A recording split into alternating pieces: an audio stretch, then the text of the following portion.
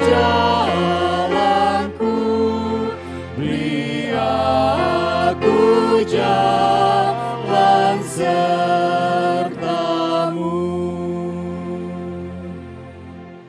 Ku takut jalan sendiri, karena topan menghampiri.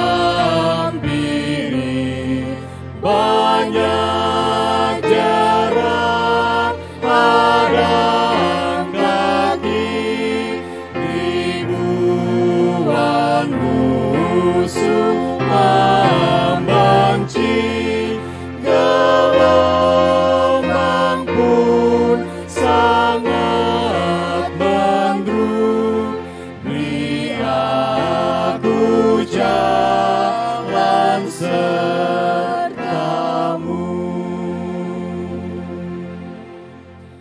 Kalau engkau pimpin tegak penarikan dunia lenyap, ku berjalan dengan berani, memikul salib sendiri, hingga ku lihat gerbangmu, beri aku jalan sertamu.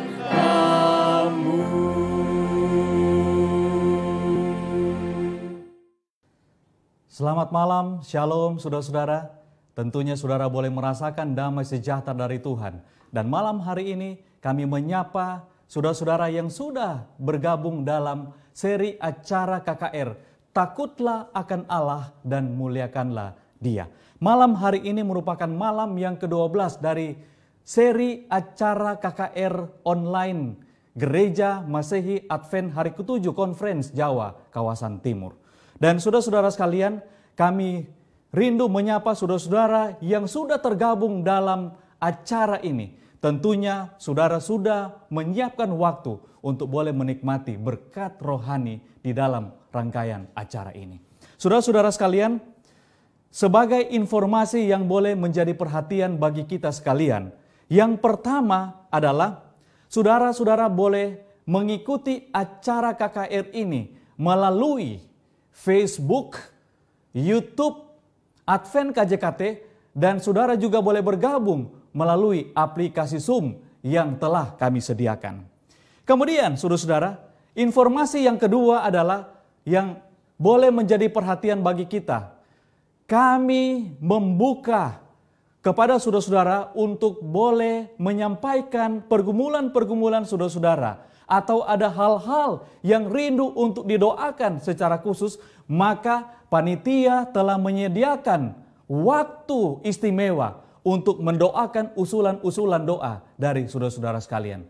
Itulah sebabnya silakan saudara menginformasikan hal-hal yang akan didoakan melalui nomor telepon 0877 5577 0330. Dan saudara juga boleh menginformasikan kepada kami melalui kolom chat, baik melalui YouTube, melalui Facebook, dan juga melalui aplikasi Zoom.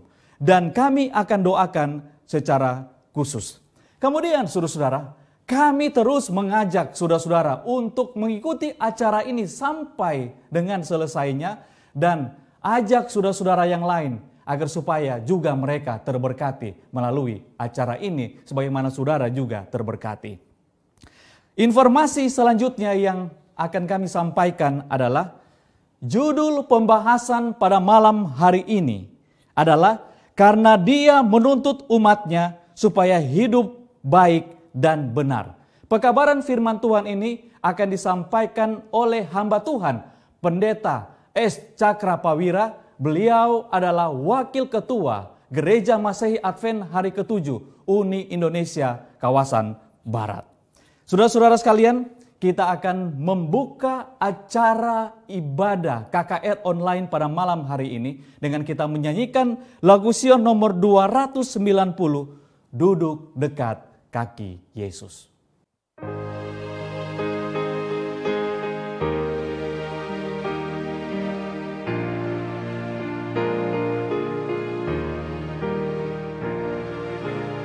Duduk dekat kaki Yesus dan mendengar sabdanya.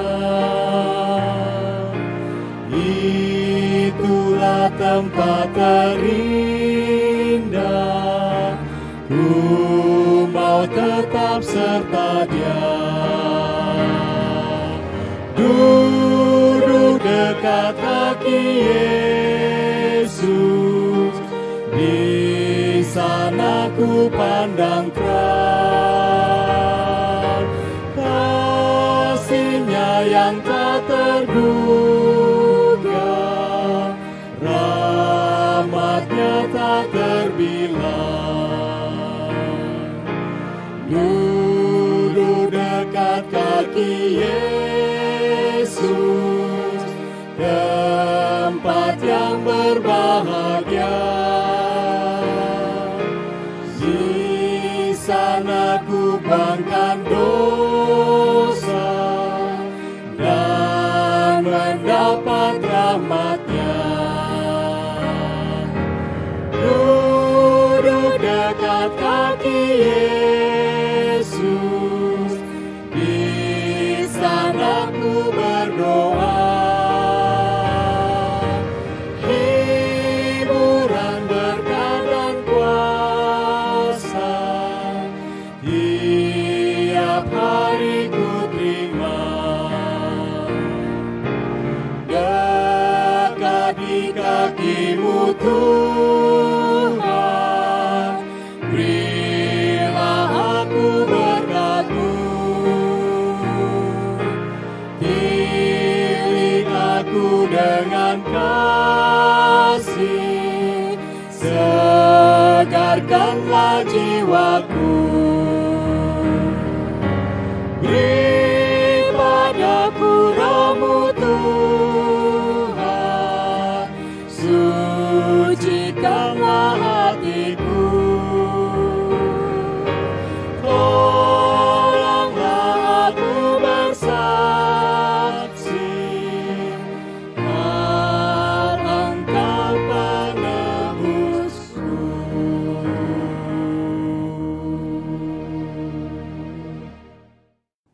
Saudara sekalian, kami mengajak untuk kita membuka acara ini dengan doa.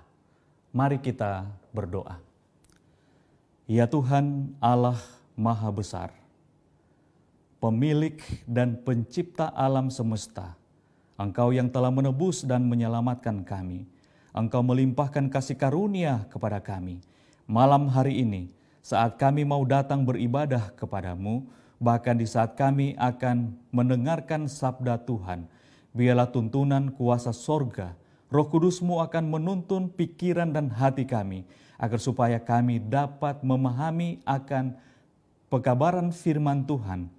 Bahkan kami boleh menikmati berkat-berkat dari Tuhan pada malam hari ini. Berdoa khusus untuk hamba Tuhan, Pendeta Sutrisno Cakrapawira. Urapan Roh Kudus Tuhan menjadi bahagiannya. Dengan demikian hamba Tuhan ini boleh menjadi saluran berkat Tuhan bagi seluruh umat yang ikut tergabung dalam acara malam hari ini. Terpujilah Tuhan, dalam nama Yesus Kristus kami berdoa. Amin. Sebuah lagu pujian yang telah disiapkan dengan khusus akan menjadi berkat bagi saudara-saudara sekalian. 1, 2, 3. Nyanyilah lagu yang hiburkan di jalan, tak lama lagi masuk surga. Malam pun lalu dalam terang kemuliaan, tak lama lagi masuk surga. Tak lama lagi kita tiba tiba di sana. Di sana kita berkumpul bila topan telah lalu. Tak lama lagi masuk surga. Di sana Tuhan akan beri perhentian. Tak lama lagi masuk surga. Air mata pun Tuhan akan hapuskan. Tak lama lagi masuk surga. Tak lama lagi, tak lama lagi, kita tiba di sana. Di sana kita berkumpul bila topan telah lalu. Tak lama lagi masuk surga. Kita akan menyambut pekabaran Tuhan melalui hambanya Pendeta Sutrisno Cakrapawira. Kita akan menyanyikan lagu tema kita, Angkat Nafiri.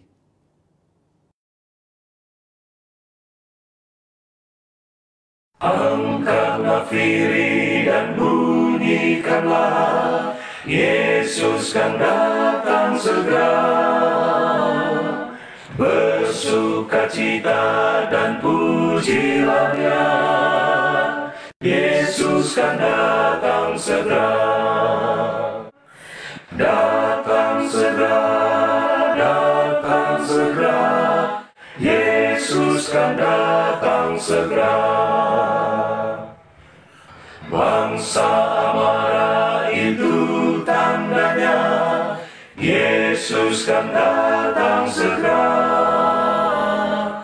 Pengetahuan bertambah-tambah, Yesus kan datang segera. Datang segera, datang segera, Yesus kan datang segera.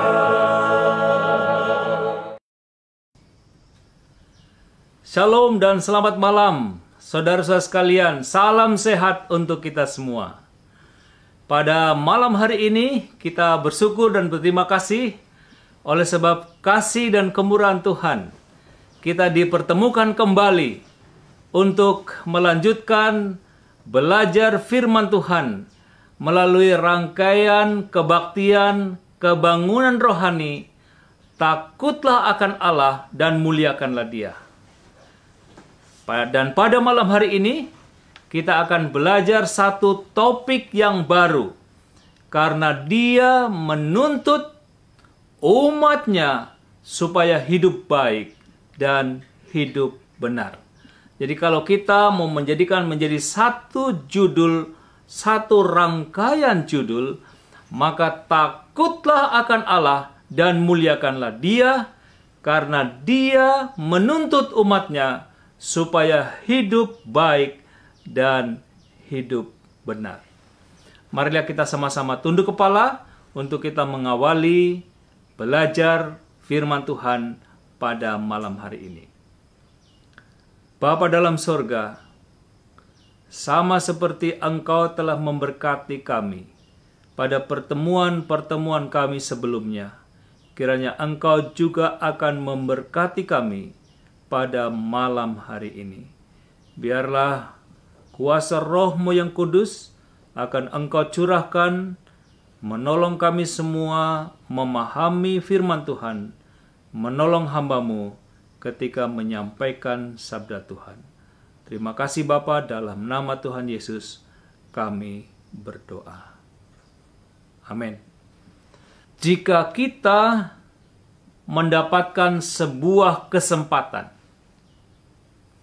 untuk pindah dan tinggal di negeri yang baru, mungkin untuk belajar di sana atau mungkin untuk menetap di sana, betapa kesempatan ini akan mempengaruhi pola hidup kita sehari-hari.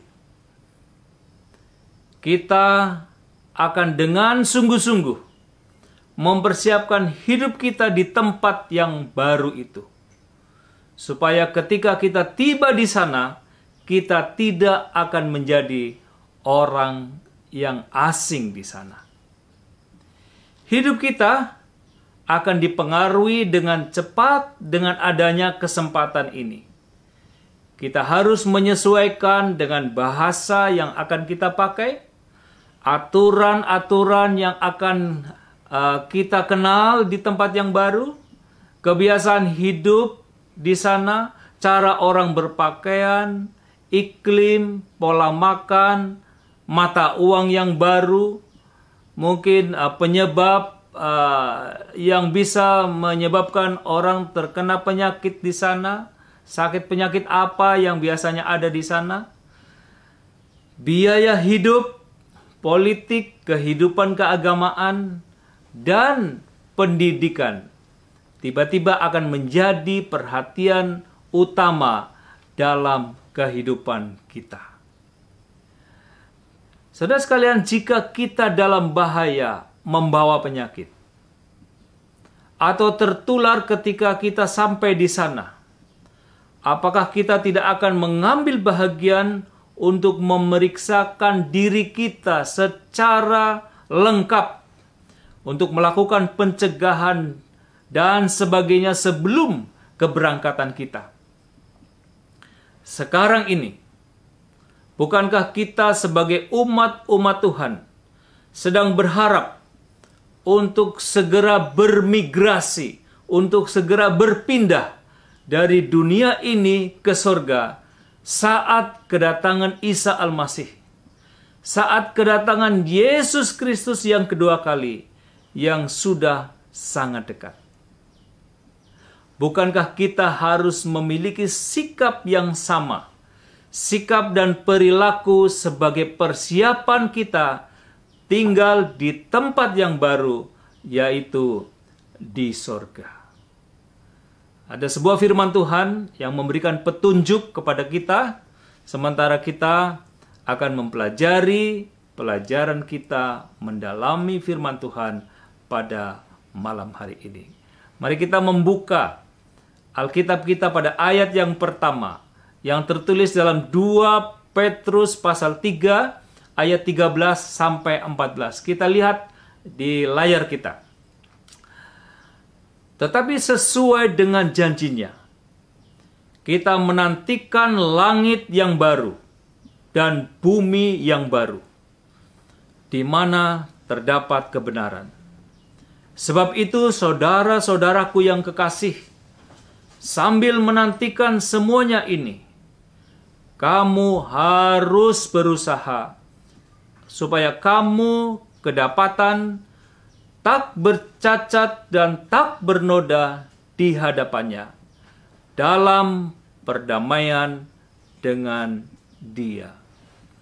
Saudara-saudara, takutlah akan Allah dan muliakanlah Dia, karena Dia menuntut umatnya supaya hidup baik dan benar.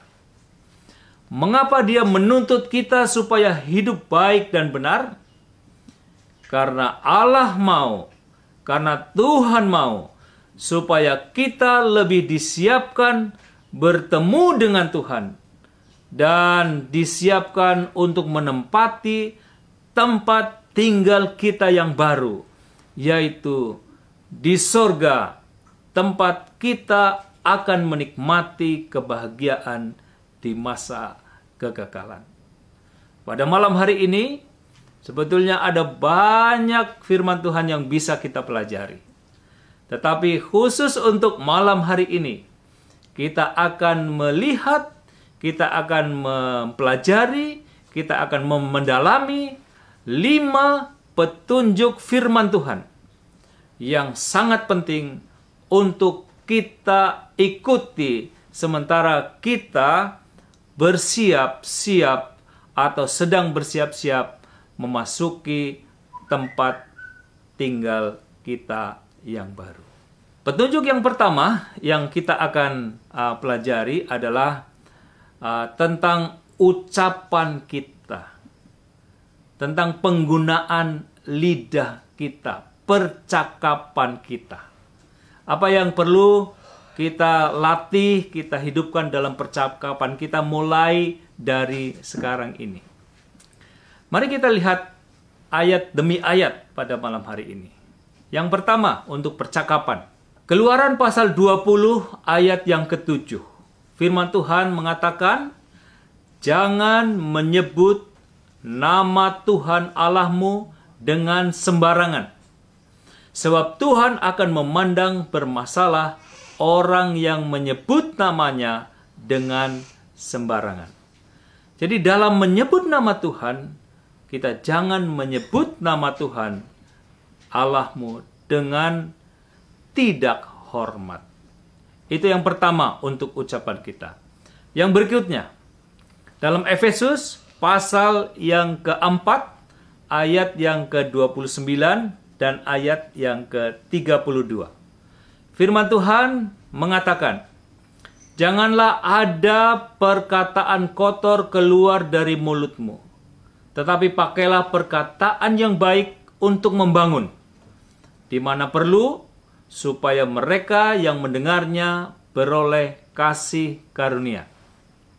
Ayat 32, tetapi hendaklah kamu ramah seorang terhadap yang lain, penuh kasih mesra dan saling mengampuni, sebagaimana Allah di dalam Kristus telah mengampuni. Ketika kita mengucapkan sesuatu yang ada hubungannya dengan nama Tuhan, kita ucapkan dengan rasa hormat. Ketika kita mengucapkan sesuatu yang ada hubungannya dengan teman-teman kita, dengan saudara-saudara kita dalam kehidupan sosial kita, dengan masyarakat di sekitar kita, firman Tuhan mengatakan agar supaya kita jangan berkata kotor.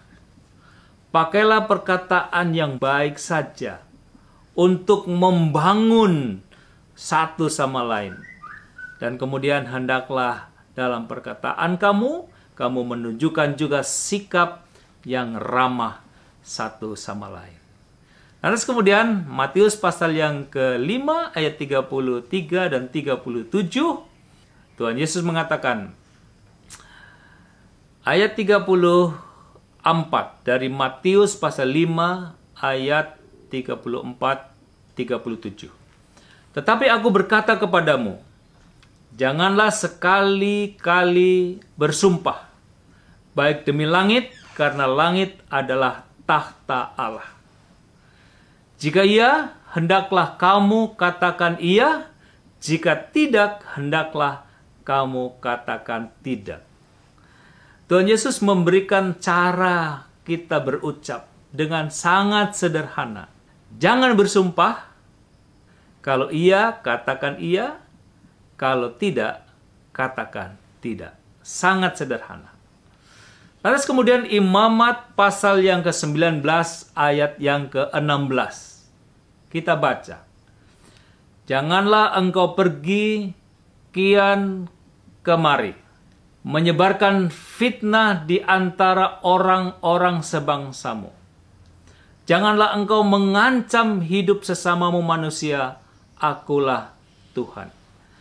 Jadi janganlah engkau pergi ke sana kemari untuk menyebarkan fitnah. Dan kemudian jangan pernah dalam ucapan kita mengancam orang lain. Firman Tuhan selanjutnya dalam Amsal pasal 20 ayat 19 mengatakan, siapa mengumpat, membuka rahasia, sebab itu janganlah engkau bergaul dengan orang yang bocor mulut. Jadi jangan mengumpat, jangan suka membeberkan rahasia orang lain yang tidak perlu, dan kemudian jangan gampang bocor mulut. Jadi dalam Kolose pasal 4 ayat yang ke-6 selanjutnya juga mengatakan bahwa hendaklah kata-katamu senantiasa penuh kasih, jangan hambar, sehingga kamu tahu bagaimana kamu harus memberi jawab kepada setiap orang. Kata-kata kita atur, kita miliki dengan alamiah agar supaya penuh dengan kasih dan jangan hambar. Amsal pasal 17 ayat 27 dan Amsal pasal 20 ayat yang ketiga. Firman Tuhan, orang yang berpengetahuan menahan perkataannya. Orang yang berpengertian berkepala dingin. Amsal 20 ayat 3, terhormatlah seorang jika ia menjauhi perbantahan. Tetapi setiap orang yang bodoh membiarkan amarahnya meledak. Tahanlah untuk tidak berbicara kalau memang tidak perlu. Kemudian jauhilah perbantahan dalam kehidupan kita. Sangat menarik untuk mempelajari firman Tuhan yang mengatur tentang ucapan-ucapan kita, perkataan-perkataan kita. Di dalam Mazmur 141 ayat yang ketiga, bahkan pemazmur memberikan contoh kepada kita tentang doa khusus. Ya, apa yang didoakan oleh pemazmur. Mazmur 141 ayat 3. Awasilah mulutku ya Tuhan, berjagalah pada pintu bibirku. Mazmur 19 ayat 14. Mudah-mudahan Engkau berkenan akan ucapan mulutku dan renungan hatiku. Ya Tuhan, gunung batuku dan penebusku. Saya sekalian perlu juga seperti pemazmur kita juga berdoa sehubungan dengan penggunaan kata-kata kita dan lidah kita. Awasilah mulutku ya Tuhan, agar Engkau berkenan akan ucapan mulutku. Saya sekalian, mengapa begitu penting untuk menjaga ucapan kita? Saya sekalian, dalam Matius pasal 12 ayat 36 dan 37, karena setiap kata yang sia-sia yang kita ucapkan, kita harus pertanggungjawabkan pada penghakiman. Firman Tuhan mengatakan, tetapi aku berkata kepadamu, setiap kata sia-sia yang diucapkan orang harus dipertanggungjawabkannya pada hari penghakiman. Karena menurut ucapanmu engkau akan dibenarkan, dan menurut ucapanmu pula engkau akan dihukum. Jadi saudara sekalian, penting untuk menumbuhkan cara-cara yang benar dalam ucapan-ucapan kita. Yang pertama, ketika kita mengucapkan nama Tuhan, menyebut Tuhan, mari kita sebut nama Tuhan dengan hormat. Jangan menyebut nama Tuhan dengan sembarangan. Dan yang ada hubungannya dengan hubungan kita dengan sesama. Jangan berkata kotor. Jangan bersumpah. Kalau iya, katakan iya. Kalau tidak, katakan tidak. Jangan mengancam orang lain. Jangan mengumpat. Jangan bocor mulut, membuka rahasia kemana-mana. Lantas kemudian yang berikutnya, anjurannya adalah pakailah perkataan yang baik untuk membangun. Hendaklah kamu ramah satu sama lain dalam ucapan-ucapanmu, dalam tindakanmu. Hendaklah kata-katamu penuh kasih, jangan hambar. Tahan berbicara kalau tidak perlu, dan jauhi perbantahan. Kita perlu berdoa kepada Tuhan agar supaya Tuhan mengawasi mulut kita, agar Tuhan berkenan dengan ucapan-ucapan kita. Mengapa penting? Karena setiap kata yang sia-sia harus dipertanggungjawabkan pada hari penghakiman. Bahagian yang kedua, yang tidak kalah pentingnya untuk kita ikuti adalah petunjuk dalam pergaulan, petunjuk dalam memilih hiburan, dan juga rekreasi. Mari kita melihat dan mempelajari ayat-ayat yang memberikan nasihat, yang mendukung, yang memberi petunjuk-petunjuk ini. Yang pertama dalam Roma pasal 12 ayat 2. Janganlah kamu menjadi serupa dengan dunia ini, tetapi berubahlah oleh pembaruan budimu, sehingga kamu dapat membedakan manakah kehendak Allah, apa yang baik, yang berkenan kepada Allah, dan yang sempurna. Sering saudara sekalian, orang bertanya kepada saya, Pak Pendeta, mengapa orang Advent tidak merokok? Mengapa orang Advent menjauhi narkoba? Mengapa orang Advent tidak minum minuman keras? Mengapa orang Advent tidak pergi menonton film ke bioskop? Mengapa orang Advent tidak pergi ke tempat-tempat dugem? Mengapa orang Advent tidak berdansa-dansi? Mari, saudara sekalian, kita mengikuti petunjuk-petunjuk untuk mencari hiburan, rekreasi dalam pergaulan bagi umat-umat Tuhan dengan mengikuti petunjuk-petunjuk dalam ayat-ayat di bawah ini. Tadi Roma pasal 12 ayat 2, saudara sekalian, jangan kamu menjadi serupa dengan dunia ini. Bedakan mana yang kehendak Allah dan mana yang bukan kehendak Allah. Amsal pasal yang ke-1 ayat yang ke-10. Firman Tuhan mengatakan, hai anakku, jikalau orang berdosa hendak membujuk engkau, janganlah engkau menurut. Jangan engkau ikut kalau ada orang membujuk engkau untuk melakukan kesalahan. Amsal pasal yang ke-6 ayat 28. Atau dapatkah orang berjalan di atas bara dengan tidak hangus kakinya? Ini adalah sesuatu yang mustahil. Kalau kita main api, kita akan terbakar. Kalau kita bermain air, kita akan basah. Dalam 1 Korintus pasal yang ke-15 ayat 33, janganlah kamu sesat. Pergaulan yang buruk merusakkan kebiasaan yang baik. Jadi, saudara sekalian, memilih sahabat, memilih hiburan, memilih rekreasi, memilih dengan siapa kita bergaul, itu sangat penting. Sangat penting. Karena apa, saudara sekalian? Sering orang terjebak. Di dalam Amsal pasal yang ke-16 ayat yang ke-25 menyebutkan, ada jalan yang disangka lurus, tetapi ujungnya menuju maut. Ujungnya menuju maut.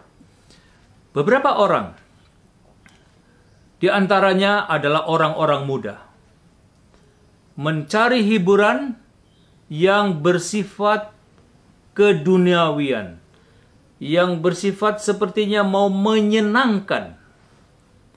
Ada yang menggunakan narkoba. Mereka berharap mereka akan mendapatkan kesenangan di dalamnya.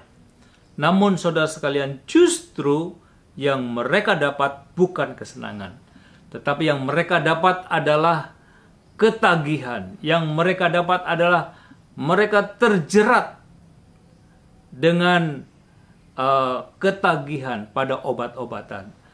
Sehingga bukan bebas, tetapi justru mereka terbelenggu. Dan bahkan saudara sekalian, karena itu adalah tindakan hukum, banyak di antara mereka berujung masuk ke penjara. Masuk ke penjara. Jadi saudara sekalian, hati-hati dengan memilih lingkungan, memiliki persahabatan, memilih hiburan, dan memilih rekreasi. Firman Tuhan yang berikutnya menyebutkan dalam Roma pasal 14 ayat yang ke-21. Mari kita baca. Baiklah, engkau jangan makan daging atau minum anggur, atau sesuatu yang menjadi batu sandungan untuk saudara-saudaramu. Hati-hati juga, oleh karena itu bisa membahayakan kita, tetapi itu juga bisa menjadi batu sandungan bagi saudara-saudara kita yang lain. Hati-hati dengan minuman-minuman yang beralkohol. Itu tidak memberi kesenangan yang sejati, tetapi itu juga akan mengikat saudara pada ketagihan dan bahkan akan merusak kesehatan saudara. Jadi, saudara sekalian, sebuah prinsip dituliskan dalam Filipi pasal 4 ayat yang ke-8.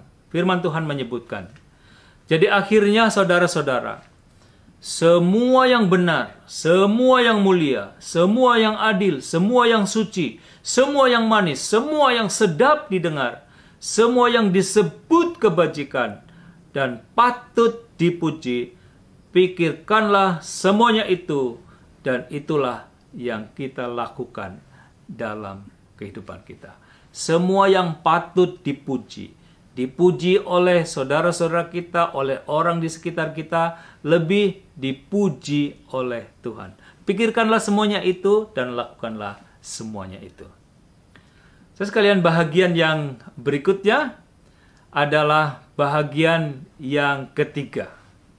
Bahagian yang ketiga ini berisikan petunjuk dalam pakaian dan dalam perhiasan.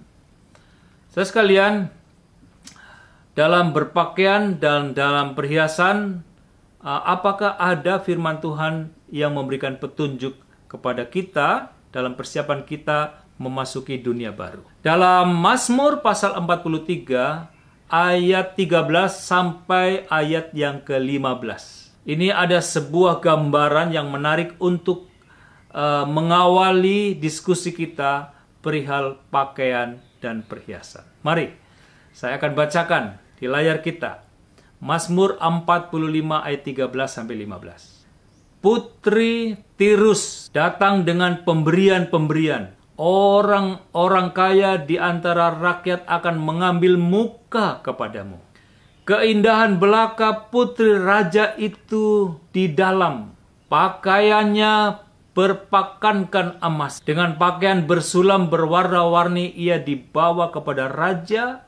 Anak-anak dara mengikutinya, yakni teman-temannya yang didatangkan untuk dia. Dengan sukacita dan bersorak-sorai mereka dibawa, mereka masuk ke dalam istana raja. Gambarkan seorang wanita, seorang putri raja, begitu cantik, luar biasa, dan mempunyai penampilan yang luar biasa. Pakaiannya disebutkan berwarna-warni, dipenuhi dengan hiasan-hiasan yang terbuat dari emas dan logam-logam yang mulia. Saudara sekalian, putri raja yang cantik. Cantik dari pakaian yang berwarna-warni dan penuh dengan perhiasan emas. Cantik di mata dunia. Pertanyaannya, apakah cantik di mata dunia adalah juga cantik di mata Tuhan?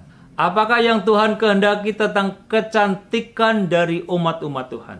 Apakah ada petunjuk tentang berdandan bagi umat Tuhan? Mari kita lihat ayat yang berikutnya. Dalam 1 Timotius pasal 2 ayat 9 dan 10. Kita akan baca. Demikian juga hendaknya perempuan. Hendaklah ia berdandan dengan pantas, dengan sopan dan sederhana. Rambutnya jangan dikepang-kepang. Jangan memakai emas atau mutiara atau pakaian yang mahal-mahal.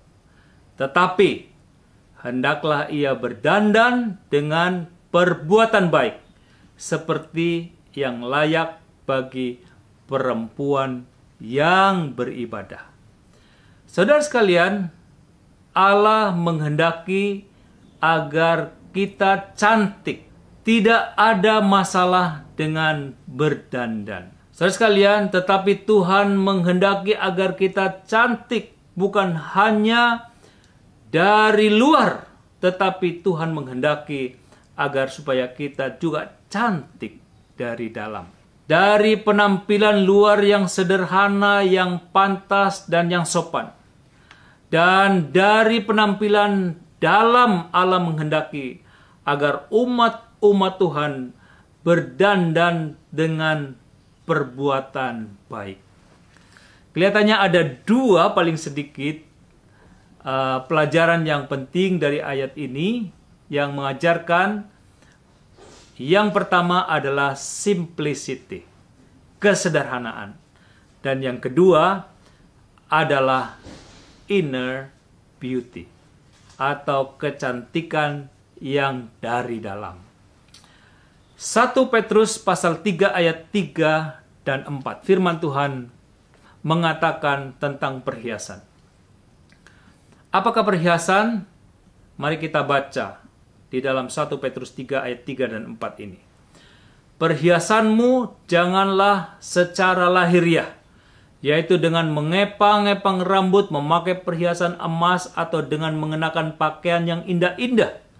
Tetapi perhiasanmu ialah manusia batiniah yang tersembunyi dengan perhiasan yang tidak binasa, yang berasal dari roh yang lemah, lembut, dan tentram, yang sangat berharga di mata Tuhan. Mengapa penampilan luar itu penting? Menjaga penampilan luar itu penting. Tetapi jangan lupa yang lebih penting, yaitu menjaga penampilan, menjaga kecantikan batiniah kita. Ini tidak hanya berlaku untuk para wanita, tetapi prinsipnya sama, berlaku juga untuk semua umat Tuhan. Sebetulnya apa yang Tuhan mau supaya itu terhindar dari kehidupan kita, yang boleh jadi akan menghalangi kita dalam perjalanan kita menuju ke negeri yang baru. Yang Tuhan harapkan supaya kita terhindar adalah yang tertulis dalam Amsal pasal 6 ayat 16 dan 17 dan ayat-ayat berikutnya. 6 perkara ini dibenci oleh Tuhan. Bahkan 7 perkara yang menjadi kekejian bagi hatinya. Kita lihat yang 7 hal ini. Yang pertama, mata sombong, lidah dusta, tangan yang menumpahkan darah orang yang tidak bersalah, hati yang membuat rencana-rencana yang jahat, kaki yang segera lari menuju kejahatan, seorang saksi dusta yang menyembur-nyemburkan kebohongan, dan yang menimbulkan pertengkaran. Saudara sekalian, Tuhan tidak suka dengan satu sifat, yaitu khususnya kesombongan. Dalam Yesaya pasal yang ketiga ayat 16 sampai 24. Tuhan berfirman, oleh karena wanita Sion telah menjadi sombong dan telah berjalan dengan jenjang leher dan dengan main mata, berjalan dengan dibuat-buat langkahnya dan gemerincing dengan giring-giring kakinya. Maka Tuhan akan membuat batu kepala wanita Sion penuh kudis, dan Tuhan akan mencukur rambut sebelah dahi mereka. Ada beberapa wanita yang digambarkan dalam Alkitab kita ini. Wanita-wanita yang sombong, yang tinggi hatinya. Yang pertama adalah wanita di Sion oleh karena kecantikannya. Yang kedua, dituliskan juga seorang nama dalam perjanjian lama, 2 Raja-Raja 9 ayat yang ke-30. Sampailah Yehu ke Yesreel. Ketika Isabel mendengar itu, ia mencalak matanya, dihiasinyalah kepalanya, lalu ia menjenguk dari jendela. Salah satu kebiasaan dari Isabel, tokoh wanita dalam perjanjian lama yang jahat ini, adalah mencalak matanya, mewarnai matanya, dan menghiasi rambutnya dengan berbagai perhiasan. Yang lebih menarik lagi, yang lebih penting lagi, adalah dalam Wahyu pasal 17 ayat yang keempat. Firman Tuhan mengatakan, Dan perempuan itu memakai kain ungu dan kain kirmisi yang dihiasi dengan emas, permata, dan mutiara, dan di tangannya ada 1 cawan emas penuh dengan segala kekejian, kenajisan, percabulannya. Seorang wanita yang nampak cantik dari luar, berpakaian yang sangat menarik dan berhiaskan perhiasan emas, permata. Tetapi saudara sekalian, ia tidak memiliki kecantikan dari dalam. Dalam hatinya terdapat keburukan, yaitu kekejian, kenajisan, percabulannya. Di sisi yang lain, kalau kita mempelajari kitab Wahyu, ada juga wanita yang lain, yaitu wanita yang melambangkan gereja yang benar, gereja yang setia. Dan untuk wanita yang melambangkan gereja yang benar dan gereja yang setia ini digambarkan dengan seorang wanita yang sederhana, cantik dari penampilan luarnya, tetapi juga cantik dari penampilan dalamnya, cantik hatinya dan setia.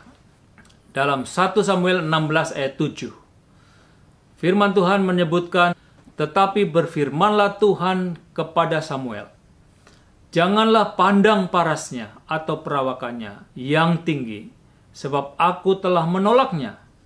Bukan yang dilihat manusia yang dilihat Allah. Manusia melihat apa yang di depan mata, tetapi Tuhan melihat hati. Kita bisa memuliakan Allah dengan menjaga penampilan kita yang sederhana, sopan, dan pantas. Pantas untuk dipandang dan dengan rajin dan tekun mendandani manusia batiniah kita dengan kebaikan, dengan kelemah lembutan, dengan ketenangan, dengan kesetiaan, dan menambahkan dengan perilaku yang lain yang memuliakan nama Tuhan. Ada 2 hal yang penting, saudara sekalian. Yang pertama adalah simplicity, kesederhanaan. Dan yang kedua adalah inner beauty, atau kecantikan dari dalam. Bahagian yang berikutnya adalah bahagian yang keempat. Bahagian yang keempat adalah kan memberikan petunjuk kepada kita dalam hidup jujur, hidup benar, dan hidup memiliki integritas dalam kehidupan kita. Mari kita membaca ayat-ayat kita. Yang pertama, Keluaran pasal 20, ayat yang ke-15, ayat yang ke-16, dan ayat yang ke-17. Firman Tuhan menyebutkan sebagai berikut, yang ada hubungannya dengan kejujuran, kebenaran, dan integritas. Jangan mencuri. Jangan mengucapkan saksi dusta tentang sesamamu. Jangan mengingini rumah sesamamu. Jangan mengingini istrinya atau hambanya laki-laki, atau hambanya perempuan, atau lembunya, atau keledainya, atau apapun yang dipunyai sesamamu. Sekalian, hidup benar itu berarti hidup jujur. Hidup benar itu berarti hidup dengan memiliki integritas. Imamat pasal 19 ayat 13. Firman Tuhan menuliskan, janganlah engkau memeras sesamamu manusia, dan janganlah engkau merampas. Janganlah kau tahan upah seorang pekerja harian sampai besok harinya. Jangan memeras, jangan merampas. Kalau saudara adalah seorang bos, kalau saudara adalah seorang pemilik perusahaan, kalau saudara adalah seorang yang mempekerjakan orang, nah saudara sekalian, jangan pernah menahan upah. Berikan kepada mereka hak yang seharusnya mereka terima dengan segera dan tidak berlambat-lambatan.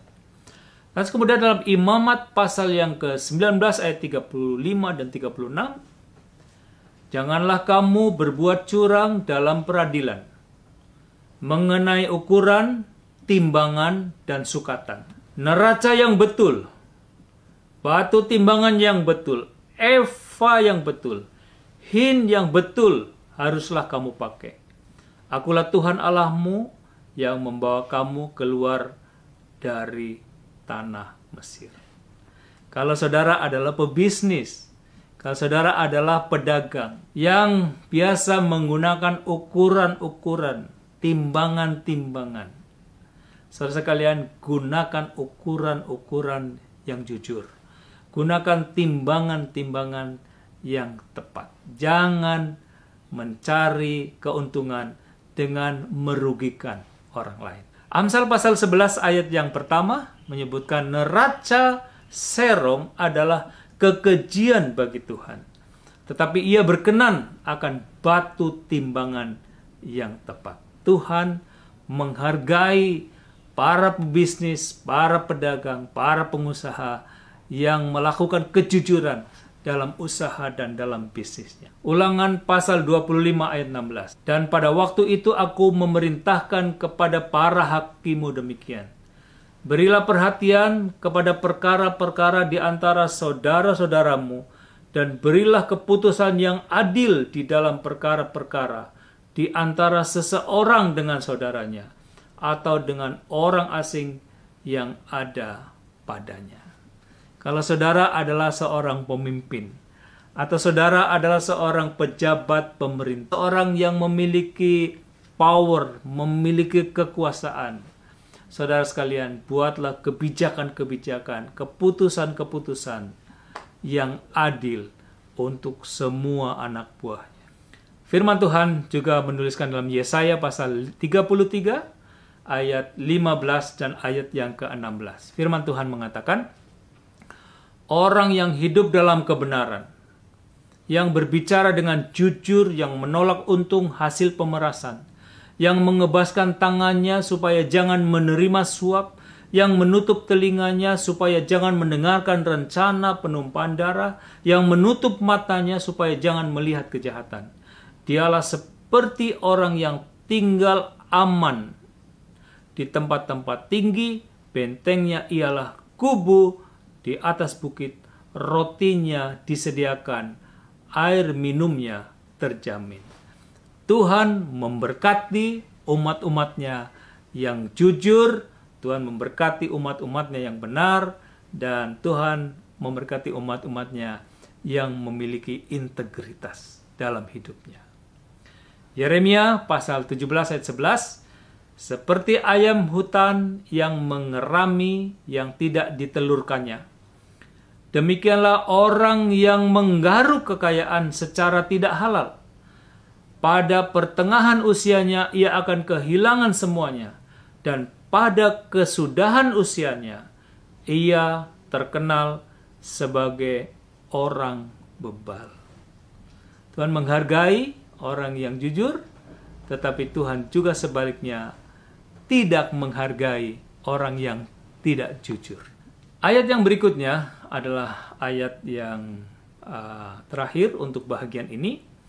Wahyu pasal 14 ayat 15. Firman Tuhan mengatakan, dan di dalam mulut mereka tidak terdapat dusta, mereka tidak bercela.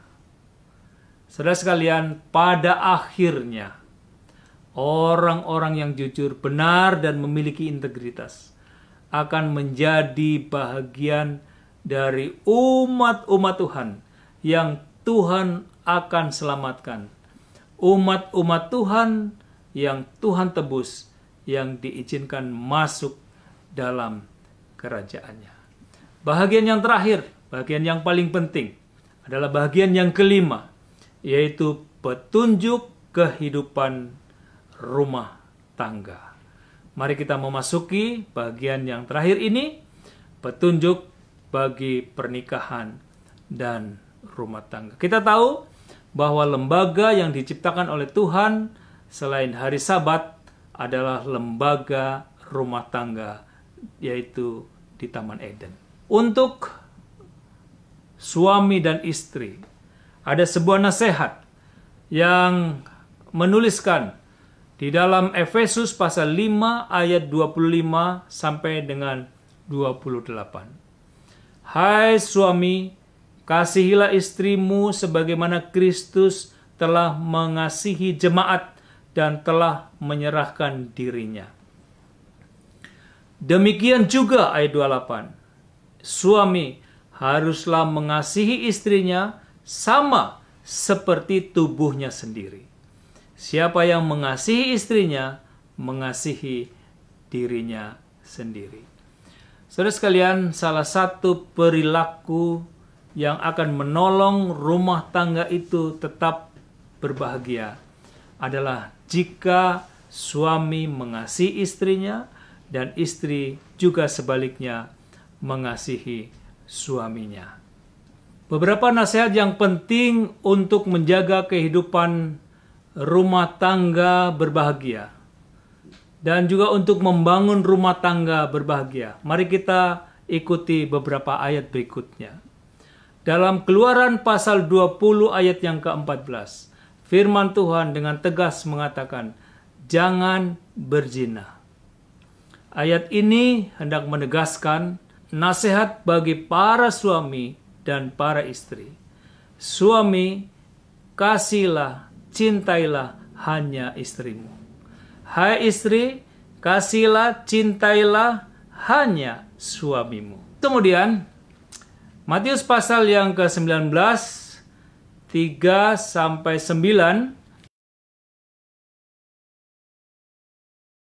Yesus menjawab pertanyaan tentang perceraian. Apakah boleh bercerai dalam sebuah rumah tangga? Firman Tuhan mengatakan, maka datanglah orang-orang Farisi kepadanya untuk mencoba dia. Mereka bertanya, apakah diperbolehkan orang menceraikan istrinya dengan alasan apa saja? Yesus memberikan penjelasan, tidak boleh di dalam ayat-ayat yang berikutnya. 2 Korintus 6 ayat 14. Ini ayat baik untuk orang-orang muda, untuk siapa saja yang mau membangun rumah tangga. Janganlah kamu merupakan pasangan yang tidak seimbang dengan orang-orang yang tak percaya. Sebab persamaan apakah terdapat antara kebenaran dan kedurhakaan? Atau bagaimanakah terang dapat bersatu dengan gelap? Sekalian, untuk membangun rumah tangga harus diawali dengan pertimbangan.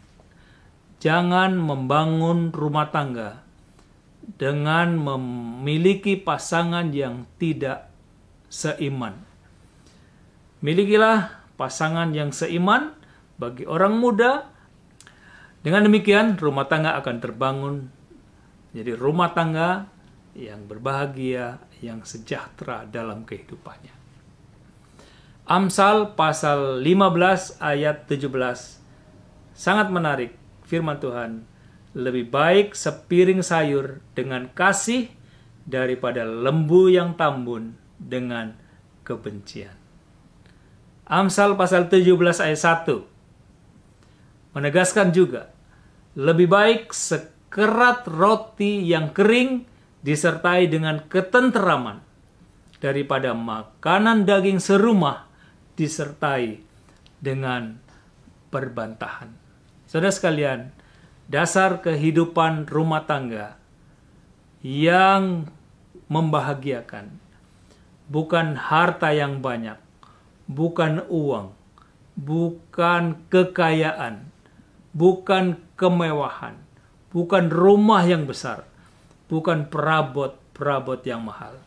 Tetapi dasar yang membuat rumah tangga berbahagia adalah perilaku yang dibangun. Perilaku suami yang mengasihi istrinya, perilaku istri yang mengasihi suami, dan seluruh rumah tangga saling mengasihi satu sama lain. Sebagai kesimpulan, pada malam hari ini, saudara sekalian, ada seorang yang bernama John Ruskin. Dia berkata sebagai berikut. Salah satu tujuan dalam rencana keselamatan Tuhan adalah bukan saja umat manusia melakukan hal yang benar dan yang baik, tetapi agar supaya manusia itu mencintai untuk melakukan hal yang benar dan yang baik. Tidak sekedar jujur, tetapi mencintai melakukan kejujuran. Bukan sekedar benar, tetapi mencintai melakukan kebenaran. Bukan hanya sekedar baik, tetapi mencintai melakukan kebaikan. Bukan sekedar murni, tetapi mencintai kehidupan yang murni. Bukan sekedar kudus, tetapi saudara sekalian, umat Tuhan harus haus dan lapar senantiasa untuk mencari kekudusan di dalam kehidupannya.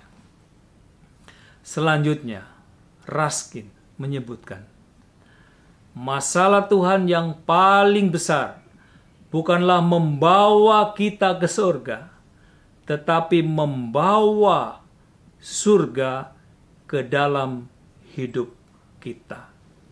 Membawa prinsip-prinsip surga untuk dihidupkan dalam kehidupan kita. Sekalian, mari kita pikirkan upah yang besar yang Tuhan akan karuniakan bagi kita bila mana kita mengikuti petunjuk-petunjuknya untuk standar kehidupan kita. Amsal pasal 3 ayat 2 mengatakan, hai anakku, janganlah engkau melupakan ajaranku, dan biarlah hatimu memelihara perintahku, karena panjang umur dan lanjut usia, serta sejahtera akan ditambahkannya kepadamu. Amsal 6 ayat 22. Jikalau engkau berjalan, engkau akan dipimpinya. Jikalau engkau berbaring, engkau akan dijaganya. Jikalau engkau bangun, engkau akan disapanya.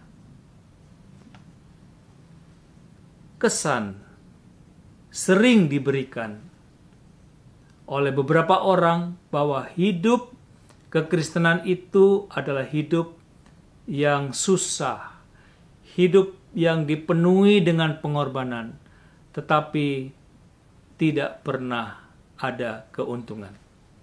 Saudara sekalian, itu adalah kesan yang ditanamkan secara keliru. Kebenaran akan menunjukkan yang sesungguhnya akan terjadi bila mana kita mengikutinya. Seandainya pun surga itu tidak ada, kalau saudara dan saya, umat Tuhan mengikuti petunjuk-petunjuk yang diberikan oleh Tuhan, saudara akan mendapatkan kebahagiaan di atas dunia ini. Saudara akan mendapatkan kesenangan di dunia ini. Saudara akan mendapatkan hidup sehat. Saudara akan mendapatkan damai. Saudara akan mendapatkan kemakmuran. Saudara akan mendapatkan keamanan dan sukacita. Inilah berkat-berkat yang sedang dicari oleh manusia. Tetapi saudara sekalian, kalau saudara mengikuti petunjuk-petunjuk Allah dengan sungguh-sungguh, berkat-berkat itu bukan hanya berkat-berkat yang kita terima di dunia ini, tetapi ada berkat yang lebih daripada itu. Berkat itu adalah upah kekekalan, hidup bahagia dalam kerajaan surga, seperti yang ditulis dalam Galatia pasal 6 ayat yang ke-8. Sebab barang siapa menabur dalam dagingnya, ia akan menuai kebinasaan dari dagingnya. Tetapi barang siapa menabur dalam roh, ia akan menuai hidup yang kekal dari roh itu. Puji Tuhan. Marilah saudara-saudara sekalian, kita mengikuti petunjuk yang mengajarkan kepada kita standar kehidupan umat Allah.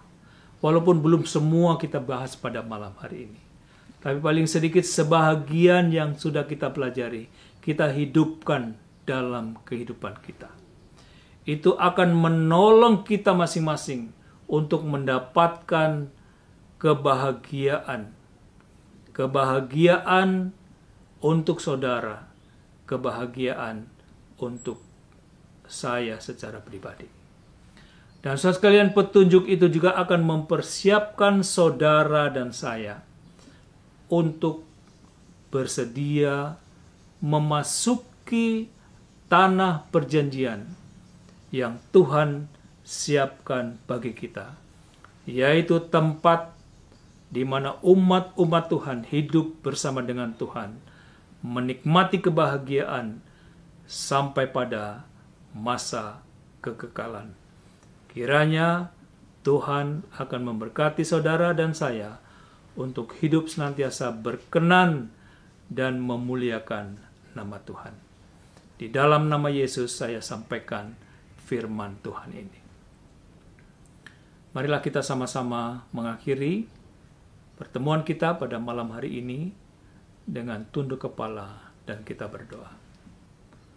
Bapa Surgawi, Allah yang penuh kasih, terpujilah nama-Mu ya Tuhan untuk pertemuan yang kami miliki pada malam hari ini.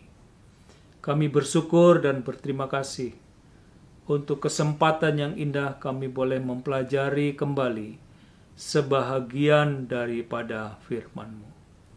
Biarlah Tuhan menanamkan ke dalam hati kami, karena kami menyadari tanpa pertolongan Tuhan kami tidak sanggup, tetapi dengan pertolongan Tuhan kami akan sanggup untuk menghidupkannya dalam kehidupan kami sehari-hari, untuk kebaikan kami, untuk kebahagiaan hidup kami, dan untuk mengharapkan, untuk menerima, dan juga untuk mempersiapkan kehidupan kami bagi masa kekekalan. Di tempat yang baru, di rumah yang baru, di surga, tempat yang Tuhan sediakan bagi kami. Kiranya berkat Tuhan menjadi bahagian kami semua, umat-umat Tuhan yang hadir menyaksikan kebaktian, kebangunan rohani, bergabung bersama-sama dengan tamu-tamu, juga pelajar Alkitab. Terima kasih Bapa, dalam nama Tuhan Yesus kami berdoa. Amin. Saudara sekalian, saya terberkati melalui pekabaran malam hari ini. Dan saya yakin juga saudara terberkati melalui acara rohani malam hari ini. Itulah sebabnya saudara-saudara, kami terus mengundang saudara-saudara untuk hadir, untuk mengikuti dan tergabung dalam seri acara KKR online Gereja Masehi Advent Hari ke-7 Conference Jawa Kawasan Timur. Saudara boleh bergabung melalui aplikasi Zoom yang telah kami sediakan, dan juga boleh bergabung melalui Facebook dan YouTube Advent KJKT. Nikmati berkat Tuhan melalui acara ini. Besok kami undang saudara-saudara untuk bergabung kembali dengan kami. Kemudian selanjutnya saudara-saudara, informasi yang kami sampaikan pada besok malam, pembahasan firman Tuhan akan disampaikan oleh Pendeta Kristiono Sarjono. Beliau adalah Sekretaris Eksekutif Gereja Masehi Advent Hari ke-7 Conference Jawa Kawasan Timur. Dengan judul pembahasan adalah Karena Dia Mengharapkanmu Hidup Baru. Saudara sekalian, acara ibadah kita telah selesai pada malam hari ini. Kiranya Tuhan melimpahkan berkat bagi kita sekalian. Terima kasih, selamat malam, dan Tuhan memberkati.